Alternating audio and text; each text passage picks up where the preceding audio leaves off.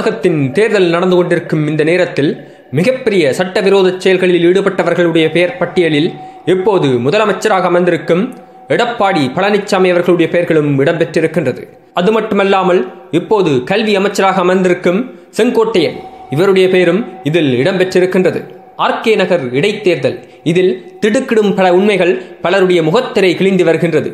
அந்த வகையில் வருமான வரித்துறை அதிகாரிகள் இந்த நேரத்தை சரியாக பயன்படுத்தி வருகின்றார்கள். எந்த இடத்தில் அதிகமான பணப்புழக்கம் இருக்கின்றதோ அந்த இடத்தில் விசாரணை நடத்தி வருகின்றார்கள். அந்த வகையில் நேற்றைய தினம் சுகாதாரத்துறை அமைச்சரின் வீட்டில் விசாரணை நடத்தி இருக்கின்றார்கள். அந்த விசாரணையின் பொழுது பல திடுக்கிடும் உண்மைகள் வெளிவந்திருக்கின்றது.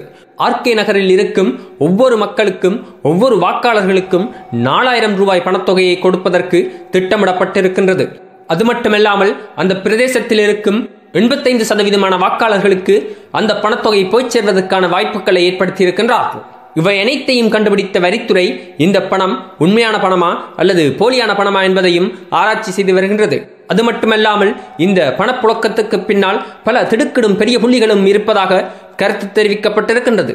அதிகாரப்பூர்வமாக விரைவில் அவர்களுடைய பெயர் வெளிவிடப்படுவதாகவும் கூறப்பட்டிருக்கின்றது. அவ்வாறு அந்த பெயர் பட்டியலில் முதலமைச்சருடைய பெயரும் கல்வி அமைச்சருடைய பெயரும் அமைந்திருப்பதாகவும் கூறப்பட்டிருக்கின்றது.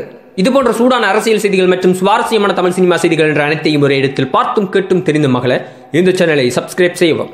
நன்றி, வணக்கம்.